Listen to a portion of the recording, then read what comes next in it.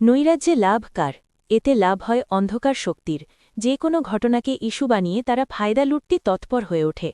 নৈরাজ্যকারীরা তখনই নিরস্ত হয় যখন সরকারের পক্ষ থেকে জিরো টলারেন্সের বার্তা দেওয়া হয়।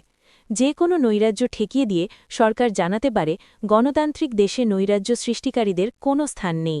এই বার্তা দেওয়া না হলে দেশ পড়ে যায় বিপদে। এরই মধ্যে বিএনপির সংবাদ সম্মেলনে বলা হয়েছে হাদির মৃত্যুকে কেন্দ্র করে নৈরাজ্য নির্বাচন বানচালের ষড়যন্ত্র। দুটি পত্রিকা অফিস এবং ছায়ানট ও উদীচিতে উচ্ছৃঙ্খল জনতার আক্রমণের নিন্দা জানিয়েছে দলটি। এনসিপি সহ আরও কয়েকটি দলের পক্ষ থেকে এই নৈরাজ্যের নিন্দা জানানো হয়েছে।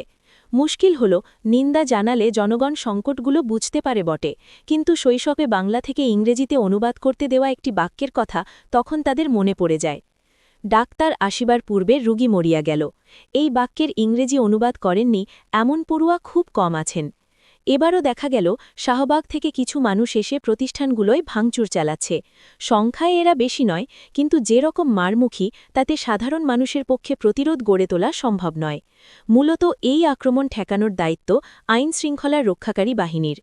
পত্রিকা অফিস কিংবা সাংস্কৃতিক সংগঠনের ওপর যখন হামলে পড়ল কিছু মানুষ, তখন তাদের থামানোর মতো আইন শৃঙ্খলার রক্ষাকারী বাহিনীর পর্যাপ্ত সদস্য সেখানে মোতায়েন ছিল না। ভাঙচুর শেষে আগুন দেওয়ার পর এসে হাজির হয়। বিভিন্ন জায়গায় প্রতিবন্ধকতা মোকাবিলার পর হাজির হয় ফায়ার সার্ভিস। রাজনৈতিক অঙ্গনে এই ভাঙচুরের তীব্র প্রতিবাদ জানানো হয়েছে, নিন্দা জানানো হয়েছে। ঘাপটি মেরে বসে থাকা অরাজক বাহিনী যে সুযোগ নিয়েছে তা বন্ধ করার জন্য সরকার কি ব্যবস্থা নেয় সেটা এখন দেখার বিষয়। যে কোনো বিষয়কে ইস্যু করে যে কেউ অঘটন ঘটিয়ে ফেলতে পারাকে স্বাধীনতা বলে না, তাকে বলা হয় অরাজকতা। এই কথা সমাজের সব শ্রেণীপেশার মানুষকে বুঝতে হবে। উত্তেজিত জনতার যুক্তি বোঝে না।